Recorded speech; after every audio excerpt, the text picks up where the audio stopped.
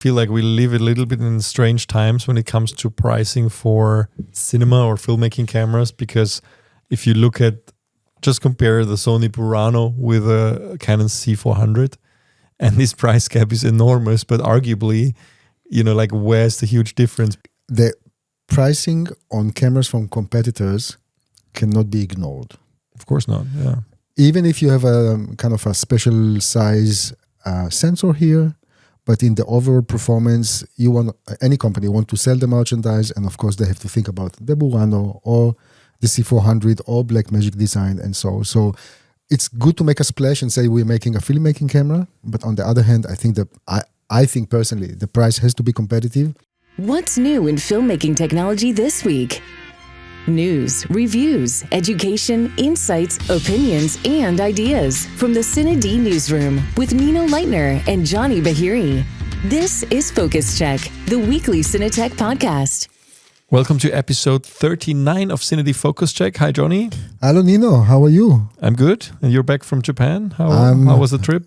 Trip was excellent, very short. Short and sweet. How long were you actually there? I think it was altogether 4 days, but with flying, with turbulences, But actually in Japan you were less, just 2 days or something. I think it was 3 days altogether. Okay. Yeah. So it was really in and out. Usually we are covering Interbi, and this time we were literally in the right place and the right time to feature a new filmmaking camera from FUJIFILM, the GFX ETERNA.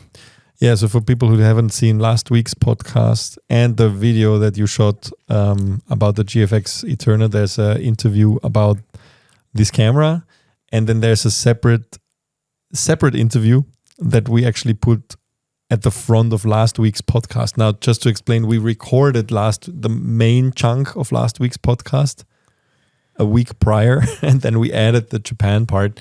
So yeah, but it was successful. You managed to beam me. I beamed you there. Yes, and back. And exactly. So it worked out. Basically, so there's 2 interviews. What can you say about those 2 interviews in general? Okay, so and about the camera, I mean. Yeah, sure. So first of all, about the camera. What we know about the camera, that this is based on the GFX 102, but I can safely say that this is not a rehoused camera. Many people have a concern and they write in the comments, this is a rehoused GFX 102. How do we know? Well, it's very simple. And this we heard in the second interview from Igarashi-san, Yuji Igarashi-san, who is a top manager at FUJIFILM. You don't work for more than 2 years on a camera if you just rehouse something. That's very simple, guys. Yeah. So of course there are some specifications that are similar, but rest assured that FUJIFILM is tweaking and doing their best that camera will have its own identity and features. And I think more details will come in the following weeks or months. So that's about the camera itself. I just wanted to mention that there was actually a rehoused GFX 102, which you should just mention here. Sure. I think we did the interview at NAB this year. That's right. And those guys, I think an American company, and they were actually hosted by FUJIFILM at their booth to show off this camera. It's called the OFG Custom 65, and that is a custom cinema camera based on the GFX 102, and it's rehoused essentially, and there's a video for that. So that definitely was rehoused. Sure, this is the GFX 102 with some accessories, smart accessories, and moving the LCD screen and so on. So it became a rehoused camera. But for the GFX ETERNA, yes, it will use the same sensor and same processor, but there are some tweaks to be made, and I'm very curious personally to see where it's going to take us to. And so we made 2 interviews. The first interview that came out, and please don't tell anybody, but I was already at 9 a.m. in the booth at FUJIFILM's booth. I think I was before they even opened the show. They opened for press a little bit earlier. That's right. I mean, everybody could enter at 10, 9 o'clock. I was already there. No, I didn't sleep. It's not that I had a sleeping bag, and I was very curious to hear more. The mock-up was not there yet. So I came 20 minutes later, and Makoto-san, who is the product planner, was very kind to give an interview. Now, guys, you have to understand, Makoto-san is a very talented engineer. I know him for years. He's very, very dedicated. He's doing a great job in engineering products. Now, his main language is Japanese. So every time when I ask a question, it has to be translated in the brain to Japanese and then the answer back to English and then communicate with me. Yeah, which is never an easy process. So he's not a press man, he's not a marketing guy, he is an engineer. And actually, I always feel very proud to give engineers who worked on any product the stage to talk. So he did his best to communicate the camera and explain what he does. And I'm very thankful for that. But I also wanted to talk to Makoto-san's boss, which is Yuji Igarashi-san. And this is on the second interview that we did. Which is part of the podcast. Yeah, but maybe, you know what, let's export the video itself and actually share it with the audience if they're really interested only in this interview that we're going to do later. Hopefully by the time that the podcast is out tomorrow, you'll be able to, there will be a link to the separate interview only. And with Igarashi-san, first of all, it was to come up with a different set of questions because I was really interested to know more about, imagine the guy wakes up every morning for the last 2.5 years knowing that they're working on a filmmaking camera and you have to keep it in the stomach. Everybody is talking about will Fujifilm ever produce a cinema camera or not, and he knows the answers, of course. So I was very thankful again for this opportunity to talk to him and find out that they have been working more than 2.5 years or more than 2 years on this camera, and a little bit about what brought them to work on such a camera, and a little bit maybe what it will do. Yeah, and also semantically, this is not a cinema camera. Fujifilm doesn't call it a cinema camera. It's a filmmaking camera. What's the difference? Because people don't go to the cinema anymore, or no? I think this is actually. I want to look at this. He also explains, because Fujifilm is very known for their film emulations and so on. And the other thing, this is just my assumption. Yeah, I mean it's less committing when you say cinema camera, because when you are filmmaking camera, when you produce a cinema camera, or when you label your camera as a cinema camera, and that's your first camera, I think in general, the expectations are extremely high. It's very marketing hyped too, a cinema camera. But when you calling it or naming it a filmmaking camera, I think in a way you are also broadening the actual audience that can use it for different stuff. You know what I mean? It's I would say that many companies or some companies in our industry are calling a camera a cinema camera, which we know that it will never be used for cinema. But then it also opens a door for criticism. If it is a cinema camera, how come it doesn't have a true 24p? But which camera do you think? I mean, I would agree in the past, but if you look at, the Sony FX3, for example, which is in the cinema line. That's right. But it was used for cinema. I mean, sure. But the question is, in terms of, you mentioned Sony FX3 and let's say FX30. If this is under the cinema line, do you think that it deserves some functions that are reserved for cinema? For example, disc quiz or 24p. We know that for a long time, those cameras did not have those that functions, these features. So it's always a matter of marketing versus reality. And here, what I'm saying is that I'm happy that actually in terms of marketing, the camera will be marketed as a filmmaking camera and a bit more with the ability to appeal to a wider audience. And let's see how people will use it. Don't forget, it's a very big sensor. And let's see how Fujifilm will utilize this sensor. The main concern was, of course, the rolling shutter, because when you are dealing with it's like 102 megapixels sensor in 8K, obviously the rolling shutter is rather not so great. It was better in our test in 4K, so I'm very curious to see how Fujifilm will play with at least with that figure, the rolling shutter. So this is about the camera. I can promise you guys that we will continue to follow. We will continue to report. And by the way, we are just now running a poll about how much will you pay for such a camera? Actually, there are two things that we because want to know. no price is announced. No price is announced, but we are very curious to know if you will pay for it around, let's say, $15,000 or $13,000, or actually just below $10,000. Let's say $999 or even less. Yeah. We also want to know if you will be willing to put a deposit of, let's say, $100, a refundable one, and secure a camera. And now, before I see everybody jumping and say or asking if Fujifilm is sponsoring or behind that specific poll, no, they are not. This is our curiosity. That's what we want to know. Because and we know. Sorry to interrupt, but we know that that our audience's opinion shapes what manufacturers do, right? And that we kind of like sometimes. We know that manufacturers in general are interested in opinions like that, and maybe we don't know, but here's hoping that if people if enough people say that's the price I'm gonna pay, that's actually what they might be targeting. I don't know. It's like I'm sure that Fujifilm already has a price in mind, and part of the price in mind, there are many factors, but part of it is how many units they might sell. Now, the thing is, in reality, the lower the price, more units will be sold.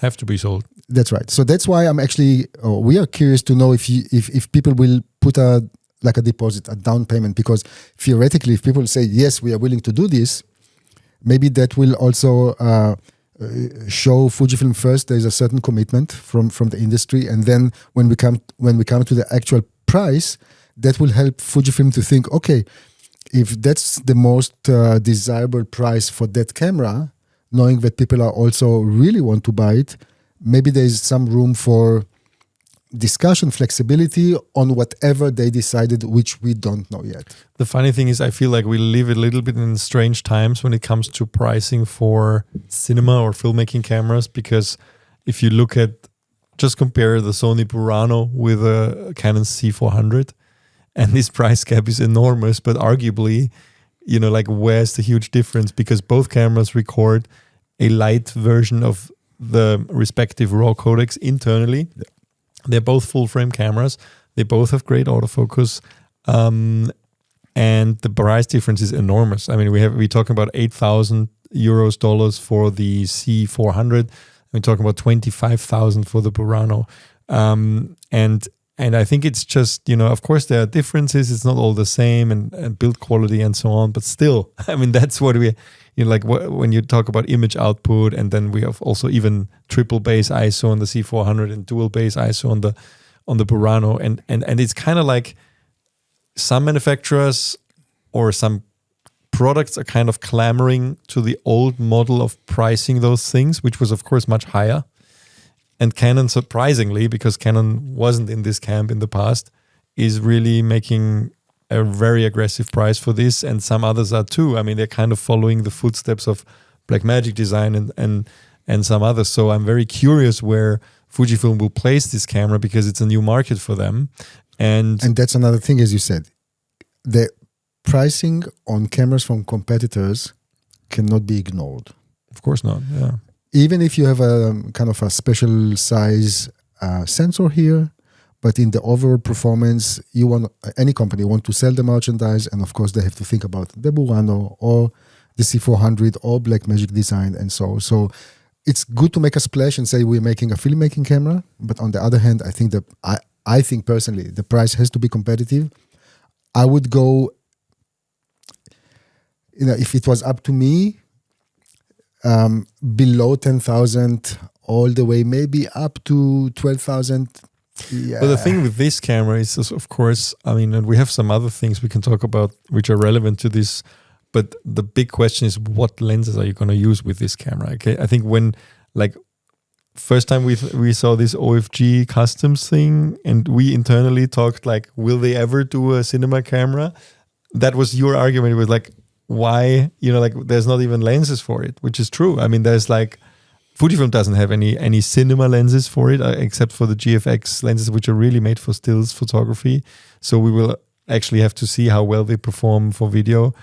But then even on the higher end lenses, or in general, just cinema lenses, you are immediately moving into a very, very expensive territory of lenses. And so the question is, even if somebody could afford a camera for 10,000, would they even find lenses for it? So I want to highlight two things here. One, there are some good adapters in the market that you can use, even full frame lenses on those cameras. And maybe, of course, you're risking some vignetting, but it's an option. Like people like the Vista Vision thing with red. For example, that's one thing. And the second thing, if you watch the interview with Igarashi-san, there is one sentence that he said, which for me is actually, let's say, predicting the future.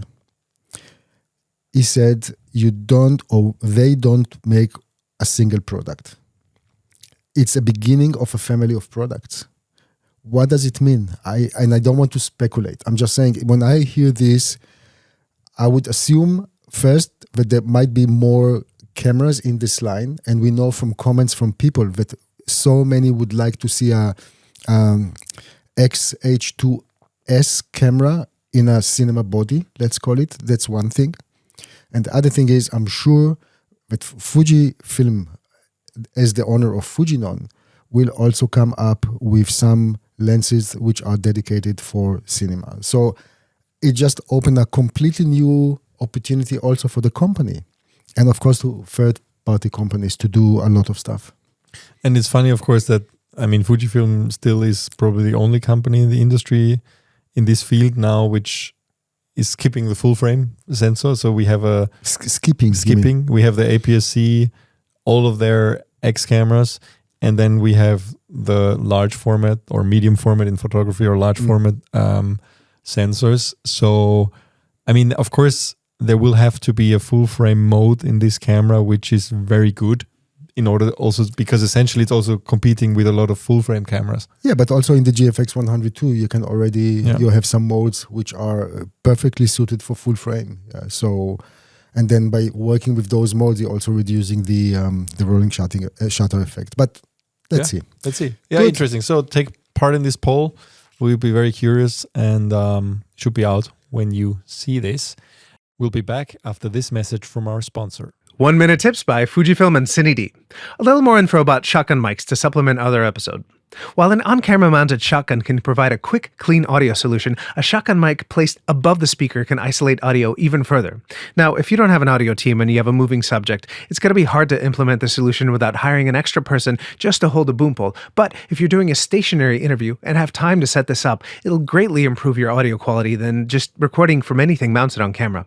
A couple quick tips. Mount the shotgun microphone pointed down towards the floor so that it has less chance to pick up anything happening around or behind your speaker. And lower it so that it's as close to the edge of your frame as possible. Also, instead of directly pointing the mic at the mouth, try to imagine a sphere directly in front of your speaker, about the size of a basketball, and point your mic to the center of it. That's because most of the sound actually comes from the air vibrating in front of the mouth than directly inside of it. Let's talk about some other mic options in the next episode. 1 Minute Tips. Until next time. And now back to the show. Let's actually move on to something which is kind of also somehow related to this. Like over a week ago already, we released the long anticipated lab test for the URSA Mini 12K large format camera. So a lot of people have been asking us about this for many, many months. And of course, I mean, first of all, we needed to get the opportunity to get a loaner of this camera, which wasn't that easy, but thankfully Blackmagic Design, as always, delivered it. And it was here for like 1 or 2 weeks. And Gunther, our lab test expert, dived right into it. And I mean, I think it's safe to say it didn't disappoint. So basically, this is definitely the best performing Blackmagic camera we've ever tested by far. Don't forget, this shoots 12K resolution in 3x2 open gate mode. It's really, well, certainly Blackmagic's first serious attempt at a proper high-end cinema camera. That's what they are aiming here for. In a very affordable price. Very affordable. It's 15,000 euros or dollars.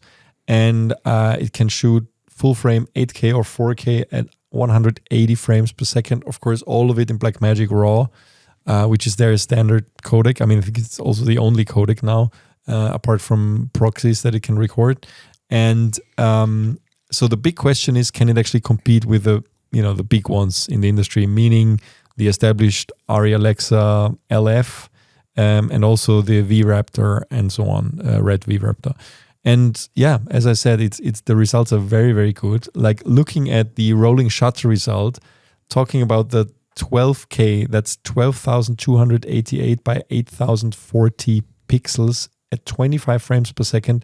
We have a result of 12 milliseconds. Now, this is the second best after the Bull Run, or no? For a non-global shutter.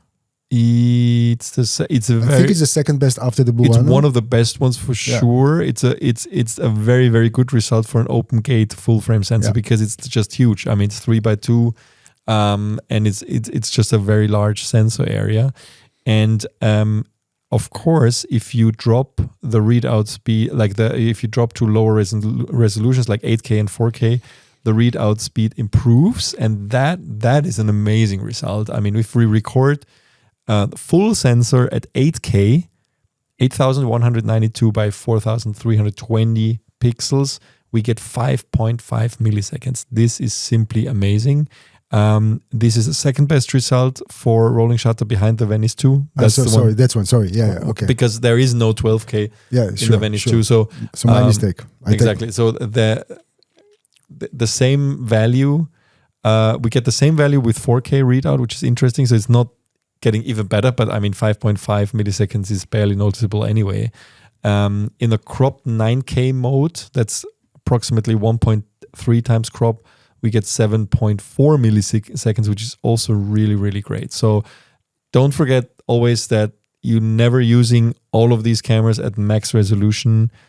Dealing with a 12K image is not something that people will do on a daily basis, in my opinion. So even if you are using this camera, especially for cinema production, I'm sure in a lot of cases you will only shoot in 8K, which is enough for 99% of things you will need to do, and then the rolling shutter result is simply amazing.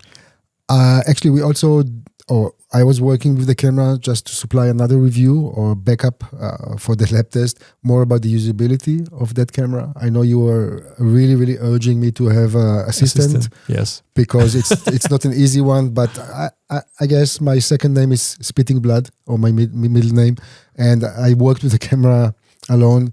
Not so easy. Everything has to be much slower. I think I even killed my tripod head because it's so heavy. Doesn't lock anymore. So this is something to take into account. So you used the really right stuff head with this camera? I used the really right stuff, which is usually quite okay. We have bigger heads. But the camera with the Tokina, that was a bit heavy. But anyway, we are working hard to complete also this review. There's kind of user experience review with some images, of course. And I think one thing that we always have to kind of acknowledge, Blackmagic design has a very distinguished colors or color aesthetic. Yeah, that's really nice to see what comes out of the box. Yeah, very nice. But on the other hand, it's as we can see from those results, they really made a big improvement. And the price, I think, is right. But we still have to talk about the dynamic range too. Quickly talk about the dynamic range. Is also very good. We can identify 13, if not even 14 stops above the noise floor. And of course, the 15th and 16th stop are buried inside the noise floor. And ImaTest is showing that's the software we use to read out the results is getting really good result. At a signal to noise ratio of 2, we get 13 stops and 14.5 at SNR 1. And those are definitely the best results we've ever gotten from any Blackmagic camera. And the benchmark so far has been the Arri Alexa Mini LF, which scored 13.4 or 14.5 stops at SNR 2 and 1 in Arri RAW. And we see this is not too far away. I mean, this is because arguably you can say that the Mini LF only shoots 4K and this camera shoots 12K. So what Gunther did is actually he dropped, like he downscaled the resolution in DaVinci Resolve in post. And then, of course, the dynamic range result always improves. And doing that, he came up with a camera that gets better results than the Arri Alexi Mini LF. So if you shoot full resolution, downscale it to 4K, and you will actually get a better result, which is simply amazing. Yeah, that's quite impressive. But then we have the Latitude test, because that gives the whole picture of how the sensor behaves, and that's very interesting. Just wanted to say that the exposure latitude test is different from the dynamic range test for people who don't understand why we do this. So basically, it's a real life test shooting the same image with the same lighting conditions every time for each camera, and then basically under and overexposing by changing the shutter speed, and then trying to push back and try to normalize the image. First without noise reduction, like post noise reduction, and then applying post noise reduction, because knowing that this can be done in editing. And this is where you really see the quality of a sensor and the compression, because the image will fall apart at some point. Yeah, the question is, how much can you push it and pull it in each direction? It's a real stress test for the sensor. It's a stress test for the sensor and the codec. And and it performed really, really well. I think the result is it can do up to 8 stops, maybe even 9 stops of exposure latitude we found. Which is less than the Arri. That's where the difference comes into. Exactly. The Arri was around 10 stops. Yeah. But I mean, it's very, very close. And of course, also, we just have to look at the actual price of the camera. I mean, this is a $15,000 camera. And that's, of course, miles. I don't know what the Mini LF sells for now. It's probably 50 or 60,000. I don't even know, but it's a lot more money. And Blackmagic really delivered on releasing a cinema camera that is very close to the best of the best in the industry. And I mean, you can tell that they are serious about this business. So, Nino, here's a question for you. That camera will start to be delivering soon. People will buy it, production houses will buy it. Hopefully we're going to see some really high-end cinema movies being done with that. Do you think it will stress or make Arri change the philosophy of A, keep high prices, B, produce cameras which are cheaper? What do you think? No, I don't think, because the truth is that, I think the price of the camera, and meaning essentially the daily rental rate, is not what determines, what people use on set. That's very hard to break, because the production actually pays for reliability, and Arri has a very, very good reputation for reliable cameras. And Blackmagic Design does not yet. I mean, that's the thing, right? There have been in the past, and I'm not saying about this camera, because I'm sure they have learned from their mistakes, but in the past, there have been reliability issues with some Blackmagic cameras, which are long ago. But I can't see huge productions replacing an Arri or even a Red with this camera. Not immediately. But I think because production is, even though we are really in a downturn right now economically and also in the industry, but video and film production is still expanding in many ways. And I think there's going to be productions for this type of camera where essentially, commercials or something like that, where, it will make a difference if you have a camera that probably costs a third per day on a shoot compared to an Arri, but delivers a very, very similar result. I don't think people will risk it, because if talking about feature film specifically, they're shooting for weeks and months, and the rental rate is so low already, because they are rented out for such a long period of time, that it doesn't actually make such a big difference. So I think the producers are not gonna, and also the DPs probably don't want to save on this. But there will be, there will be markets for this, and we'll probably see high-end music videos, high-end commercials filmed with this at the beginning, and then slowly it will make its way into higher-end, longer productions as well. But it's a tough game. I mean, we've seen this with Panasonic. The Varicam failed miserably in a way, even though it was a great camera. Just people didn't buy it. I mean, it was a great. It didn't help it that it's just. Ari is there and they make amazing products, and it's just very, very tough to find a reason for anybody to replace them. I think it's a much harder market to break into than any lower end market. So, yeah. Okay. Good. But talking about new cameras, we've seen an introduction of the Sony A1 Mark II this week, which is their successor of their flagship alpha camera, the A1, which was 3 years ago. 3 years ago. Yeah, it's really amazing. It's 8K 3 years ago. Camera. Yeah. I think one of the first 8K cameras, also competitor to the R5, I think, from Canon, which was also 8K. And I mean, you took a look actually at this camera in conjunction with a lens review. That's right. I mean, first of all, I was presuming that so many people will review only the camera. So for me, the camera was only kind of a second place in the sense of reviewing it.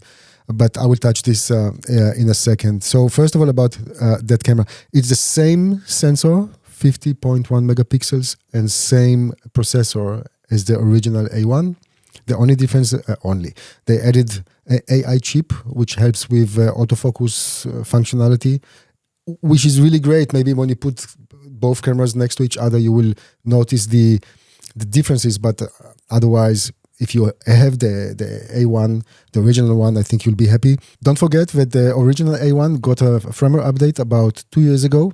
And then it's literally have the same resolution, frame rates, and codecs. So you don't get higher frame rates with this? No, it's still 8K up to 30p, 4K up to 60p. You can do 4K up to 120p in the S&Q mode and 240 frames per second in HD mode. But what is different, first of all, is the camera body itself. Now it's the same body as the A9 III. In terms of dial structures and everything, it also has now articulated screen, which was a very much needed feature and requested feature. It can do up to, or you can load into the camera up to 16 custom LUTs. And you also have this focus mapping from Sony, which is their way to judge focus. It's working quite well. Those are the main, of course, there are other benefits, but all in all, maybe for photographers, it's a big thing. I don't know. We didn't test it when it comes to photography, but for filmmaking, it's very nice, but it's a evolution, not a revolution. And top this with the knowledge that we have now after that was released, that the original A1 is now $1,000 less at B&H. So I think it really depends if you're into that type of camera or not. But the A1, I mean, actually, you know what I did? One of the first things that I did when I started to test that camera, I went back to the A1 review that I did, and I watched the little mini documentary. And it was nothing to, I'm kind of trying to separate myself from doing the film, but when you look at the quality, it's nice. Yeah, and I don't remember having big issues with autofocus or whatever, even in low light. So I guess the autofocus upgrade was probably done for photographers. I remember that people complained about Sony cameras getting updates, other cameras than the A1 getting better at autofocus, which are much less expensive. Actually, some of their more entry-level alpha full-frame cameras would have some autofocus features that the A1 did not get. So maybe that's one thing that they added. I mean, we'll have to look in detail. Yeah. I mean, for filmmakers in general, for me, it's just strange that we're still shooting. We still have an A7S III. I mean, how old is this camera now? 5 years? Yeah, but don't we also the A7, between the A7 II and 3, there was like what, 5 years? Yeah, but this is 3 years now, and before, and it's definitely the most popular filmmaking alpha branded camera, because essentially it's kind of the same camera as the FX3 without the different body and so on, but the sensor and everything is the same. So everybody is really waiting on the filmmaking side for a successor to get an A7 IV. At some point, hopefully. A7S4, sorry. Yeah, we have an A7 IV. So, but yeah, I mean, this is probably for photographers, but you didn't run into any issues with filming with this, I guess. No, so that was very straightforward. And I actually, by the way, I also in the review that we posted yesterday, we compared to the original A1 when it comes to the lab test. I added some slides, so you will see it because it's the same sensor and same processor, exactly the same measurements for rolling shutter, for example, in different crop modes and so on. But the main part of the review was actually SIRUI's new 85mm autofocus full frame lens, which is the Aurora. And this lens actually is right now priced for $499 until the end of the year, and then it will be like $599. And I have to say, it seems like SIRUI is really pushing very strong forward. Yeah, I mean, I'm amazed to see how fast they're coming up with products. And this specific lens is the first in a family of lenses. All of them will be full frame and autofocus lenses. This is f1.4, so it's a very fast lens. And one of the things that we tested is to see how sharp the lens is. Also on 8K. So first of all, it can easily resolve 8K, but I guess most of the people will use it for 4K. And the second thing is how sharp it is, even if it's wide open. I mean, we were really surprised how sharp the lens is. So if you use f1.4 and then you want it a bit sharper on the edges, simply close the lens to f2 or f2.8, but you will have good results with f1.4.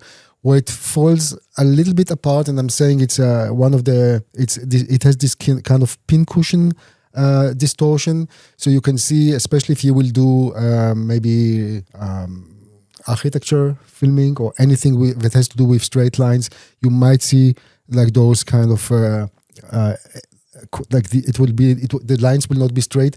But when you're doing a real life filming, doesn't matter if it's people or landscape, you will not notice this at all. It's funny.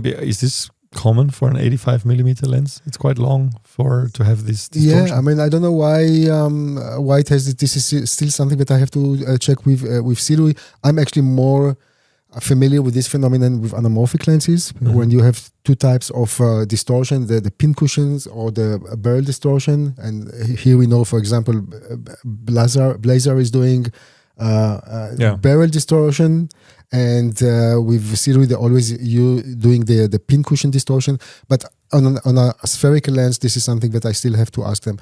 Other than that, it's a very lightweight lens. It's 540 grams. It's very responsive when it comes to autofocus. You are able to update it in the future. It has a USB-C connectivity, so if the company brings any firmware update to work with other lenses, other cameras, it will be there, and it will come in 3 mounts for now. The E mount, which is first in the market, then you will have the X mount, although we know that X is not, it's only APS-C, but it will come in X mount and then Z mount, Z mount for Nikon. So I know you guys immediately will ask, what about L mount and RF mounts? The information that we have, that right now those mounts are not available. Yeah. Well, RF, as far as we know, is probably for full frame. Well, for full frame, it's very difficult to get. I don't think any company ever got licensing, even not Sigma in that regards. I think it's only up to APS-C. But what else this lens can do? It has a detach. You can click the aperture. And but how's the bokeh? I mean, is it nice? The bokeh is very nice. The bokeh is very nice. It's the perfect portrait. The bokeh is very nice. I mean, you get in on the sides those are little what we call cat eyes. It's like you can see it in the review. Yeah, I mean in the middle, it's I will not say perfect round, but you don't have this onion shape, onion rings when you look at this. It's very smooth in the bokeh. And I was really pleasantly surprised. And also it worked very nice together with the A1-2 in terms of autofocus. Okay, I mean, that's cool. And the price is, of course, $499. No? Yeah. And I don't want to talk too much about other lenses from SIRUI, but they already announced that a new anamorphic will come, and that's their first autofocus anamorphic lens. Mm-hmm. This is an APS-C lens. It's a 40mm one. And that will they will start a crowdfunding campaign on the 25th of... What D-squeeze ratio? 1:3:3. Okay. But I think the way it goes now, we might see their lenses even sooner than the Blazer. Okay. If you remember, the Blazer was announced first, but they were not able to deliver in time from whatever reasons. And SIRUI, it seems like they will be the first in the market with those anamorphic lenses, autofocus lenses. Cool. Let's stick with lenses for a second. I'd also mention that Sony announced a new full-frame zoom lens, the FE2870 f2 G Master lens. We've seen this focal range also. I mean, there's a Sigma lens, but it's f2.8, and they all are kind of like not trying to replace a 2470 because, but what they're all saying is that this replaces fixed focal length lenses in this range. I think in a way of saying that actually you shouldn't use this as a zoom per se. You should just, select the individual focal lengths you need and then use that as instead of a fixed focal length, because I think the first criticism that, of course, we always say is also like, it's not wide enough. Absolutely. The 2470 is always, even a 2470 is sometimes very often not wide enough. So, there's there's this 20 to 60 actually from Lumix, which is a great lens, because I think that's a very nice range. You sometimes, because that's really wide enough. You sometimes don't need anything wider than 20 mil on full frame, and 60 is long enough for a lot of things, like to shoot people, basically like talking people. But 2870, of course, it's not wide enough for a lot of things. So. Yeah, but having f2 is a remarkable engineering achievement, of course, in a lens like this, and it's a G Master, meaning it has also declickable aperture. It comes at a price. Those lenses are always very, very sharp. They always get great reviews. So I have no doubt that this one is a good lens too. But we're talking about a lens that's around $3,000 a euro, so it's pricey. And I guess, yes, if you need a lens that really is supposed to replace some fixed focal length lenses in this range, it makes sense. I would not use it instead of a 2470 because you will still miss that wide angle. It depends on also shooting style. Like we both, I think, like wide angle shots. It's always very powerful and it's very nice to have. But it's good for portraits. If you shoot a lot of people's portraits, of course you don't need anything wider than this. Yeah, but that's the question again. Would you want to spend that amount of money for something that you will use mostly for portrait? Because if you already have a zoom lens, you would like to have it on a range that you can have it on a go-to lens.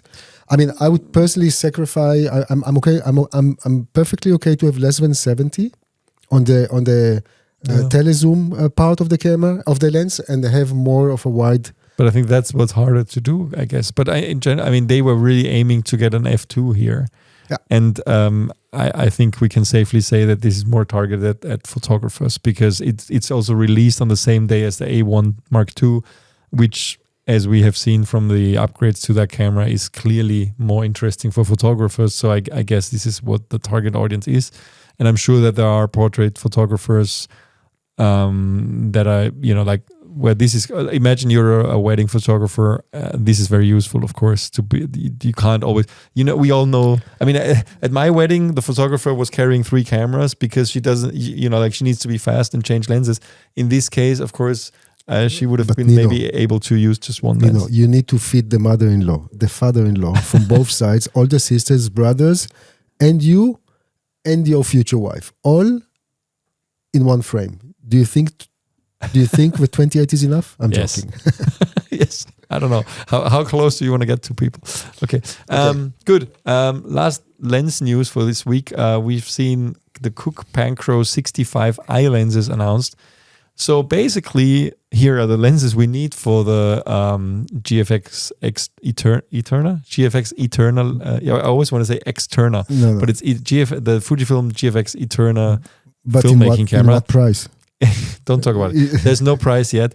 But of course, the Panchro line is very popular for high-end films, and the typical Cooke look, this creamy Cooke look, is very, very popular. So now I have announced that they are releasing a full range of those made for 65 millimeter sensors. And there's no pricing. I mean, shall we run a poll? How many GFX ETERNA cameras you can buy? You can buy. You're not buying those lenses. Those are typical rental items. Yeah. And there's, I mean, this week, currently as we speak, Camera Image Film Festival, the prime film festival for cinematographers in the world, is happening in Poland and in Torun, and that's why they announced it this week, I'm sure, because I'm guessing we're not there, but I'm guessing they're showing some prototypes there, because that's exactly the kind of audience that will use these lenses. And now they look beautiful, huh? There's an option. They're always beautiful. Also, it's just the footage from Panchro is beautiful, but those are not things you buy. You rent them. And there's no pricing and availability yet. I mean, they will launch in early 25, but we don't know the price. Good. Not that it matters. We will not buy them. Okay. Moving on to new memory cards, which is also related a little bit to maybe the Sony camera, because on the same day, Angelbird announced new higher speed versions of their CFexpress Type A cards. Now, if you guys remember, Angelbird originally released a 1 terabyte card, a year ago, 1.5 years ago, for Type A, which was a lot more aggressively priced than the then dominant Sony cards, which are still not available, I think, in 1 terabyte. This was pulled from the market because there was something, not that the card has any problems, we still use that card, but I think there was something with specifications in the CFexpress specifications that needed to change. So this was discontinued and then replaced by 2 other cards quite recently, which have actually the sizes were 160 gigabytes and 330 gigabytes. They are called Type A SE cards. SE is special edition, and usually with Angelbird products means a little bit slower than the high-speed ones. And now they released the high-speed versions, which are more traditionally sized at 256, 512, and 1 terabyte, with up to 1,800 megabytes per second read speed. The write speed is sustained. That's what they say. Minimum 800 megabits. Not minimum, it's 800 megabits per second consistent recording write speed. That's quite great. I mean, not that we have any cameras that need this right now, to be honest, but it might be, we have often heard this excuse from camera manufacturers that, in the past it was true, of course, that there were no memory cards that could actually record RAW, for example, internally. Now we have the CFexpress standard, and we've seen with the CFexpress Type B, I mean, that's what enables Canon to put internal RAW recording in their cameras, and also the Burano uses CFexpress Type B, but we have Type A in the Alpha series. Yeah, but none of these record RAW video. But this specific one is already answering the specifications of CFexpress 4.0. Exactly. So this is up to the latest. So and we don't have any cameras exactly. yet. There is no camera that support. But now we have cards. So the camera manufacturers are running out of excuses. And hopefully we will see from Sony and others, maybe if they finally make a light RAW codec that is really capable of doing this. I mean, they have one for the Burano and the Venice, but still, we want to have RAW internal recording also on Sony cameras, also on Fuji cameras, whatever. And hopefully this is one step that will enable this. And if you haven't worked with a CFexpress Type A card, like the one from Angelbird that we are talking about here, it's the same size as an SD card. And literally in the Sony cameras, you can either use SD cards or that type of card, the Type A cards, which you usually use for high frame rate recording, because the SD card will not support it. Why am I mentioning this? Because that would have been an ideal size for any mirrorless camera. If you want to save space, move away from the Type B cards, which are a bit larger, and use the Type A. So I'm very curious to see if more manufacturers, but Sony, will adopt this type of card. Yeah. And I think it's just great. I mean, somebody who shoots a lot with Sony cameras, I'm just happy to see that those prices are also more manageable, huh? More manageable than the Sony prices. So basically, I mean, these start at $239.99 and then go up to 600 euros, or I guess dollars. for the 1 terabyte card. Not cheap, but still very, very reasonably priced for what you get from those cards. Especially compared to what people have so far been forced to buy from Sony, and there's not that many manufacturers of Type A cards out there, so that's great to have. And like Sony said, I hope we will see more cameras like this. And I think it's probably at some point Sony will have to upgrade the FX6, FX3, A7S3. Maybe, hopefully, they will be able to record higher frame rates, and hopefully maybe even RAW internally. Who knows? So this could be enabled by cards like that. Also, even if you don't have a camera that can support, who needs this? Because they still have the SE cards, which are slower, and they can record all the speeds that those cameras can do right now in video. However, don't forget that reading out those cards also takes some time. Now, arguably, it is quite fast, but if you're shooting a lot of footage and if you have multiple cameras running at the same time, it can make a difference when you do offloading afterwards. But then you need a reader. Exactly. You need a new reader, because they also announced new readers that are faster, that are actually supporting this. Where are they? Sorry. Here they are. They have new colorful readers for those Type A cards, A and B actually, and SD cards, which are faster and smaller than before. Now, the reason why readers are sometimes relatively big compared to the card size is they also need to dissipate heat. Heat is generated because they are basically running the cards at full speed, depending on the connector, of course, and the processing chip inside the reader. But basically, this can get very hot. And this new design, they managed to make it smaller and also have a higher readout speed of up to 20 gigabits, I think, which is great. Yeah. So you can offload with a USB-C 4 cable. You can actually handle up to, I think it's 20 gigabits per second. So that's very fast. That's one of the things, like, people sometimes complain, I have this fast card, and then they just put it into the built-in SD card reader, for example, in the MacBook.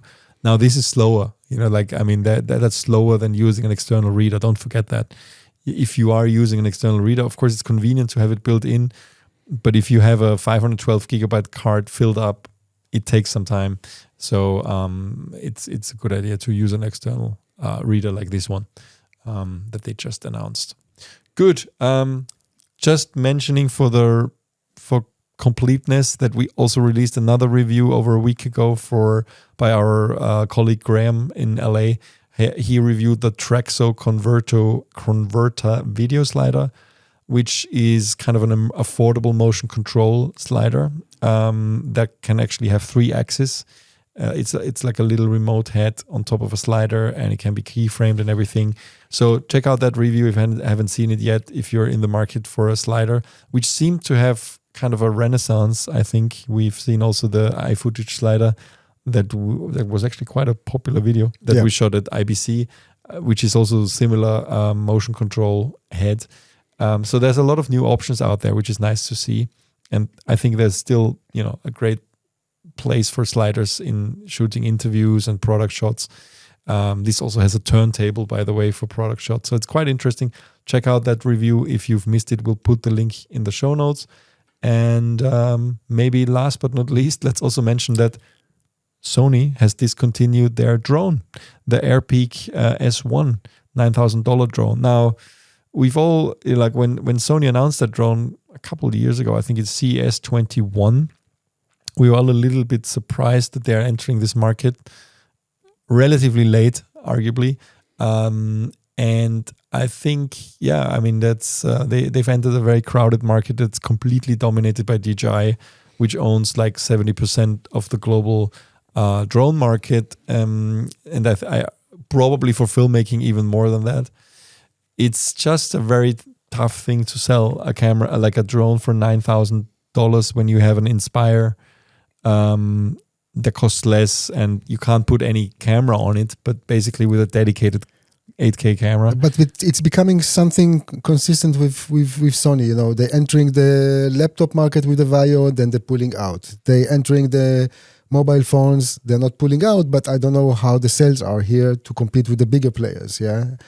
And the drone is just another thing. I really wonder, it's either from the business perspective, either to do what they do best, and we love the company, they do really great stuff, and just concentrate in so many things. But if they already want to compete, let's say in that case DJI, then compete. I mean, don't shoot yourself in the leg with such a price tag that makes not so much sense to many. Yeah. So that's a. Well, I think just in terms of technology, I mean, you know, like them or hate them, DJI is so far ahead that it's very difficult right now to compete in terms of features with drones in this field. It's just their engineering is so good. It's just very difficult. But I also didn't understand this decision in the first place, why they did this. But yeah, like you said, I mean, Sony has a history of going into markets and then leaving them, and they're huge, right? Yeah. We shouldn't forget how big Sony is, also compared to all other camera manufacturers, because I mean, they have their fingers in everything, and it's basically, you know, like even cars in the future. Even so cars. Let's see if that's going to be a Sony, how well the Sony car will be received in the market. Yeah, but anyway, yeah. So this is we just sometimes want to also highlight, you know, like, because we report about a lot of new gear, but it's also fair noticing when a company actually exits a market and try to find out why. But if you look at, I mean, Sony's bottom line is doing quite well. I think their stock has been in quite a good place over the last year or so, and they're probably just restructuring in order to, you know, keep shareholders happy. And this is definitely not one area where they made a lot of money at all. Yeah. But before we say thank you and goodbye, I also want to mention that we are getting close to Black Friday. Mm-hmm. And it will be really great, guys, if you will consider to support us by reading some of the articles that we have about Black Friday offerings. And we're really trying to find stuff that might be interesting, either from leading companies or even certain products. Support us. We need the support. And is it too early to talk about our own Black Friday initiative? No, of course not. And we'll also launch our annual Black Friday sale for the MZ subscription. As every year, instead of $349, you can get 1 year of MZ for $199. And I'm happy to announce that we are actually just launching 2 new courses. One is already up on MZ since yesterday when you hear this. And it's a new wildlife masterclass by Doug Jensen. I think 7 hours jam-packed of wildlife filmmaking education, really from the field. Very different from the other wildlife filmmaking course we have on MZ, but, you know, equally interesting, educative. It's very, very good. I mean, he's really talking from a lot of experience over many decades of shooting animals filming out animals, in the field. Filming animals. When Shooting you say animals. shooting animals, it Filming. sounds bad. Filming animals. He's filming them. He's not shooting them. Yeah, so this is one, and then we'll also launch another course, which is still some tweaks have to be done. But there's going to be 2 new courses for this new year of MZ, and I mean for this month actually, there's going to be more courses in the next few months, of course, which we're all working on. But yeah, the sale will start next week, and just head over to mz.com, and you will also see it on CineD.com. Yeah, great. That's it. Good. Thank you, and thank you. And where can people actually find this podcast? oh yeah, I forget to say. Oh well, Spotify, Apple Podcasts, everywhere you can get podcasts. Please give us a good rating, leave a nice comment, write us to podcast@cined.com with any comments you might have, and see you next week. Bye. Bye.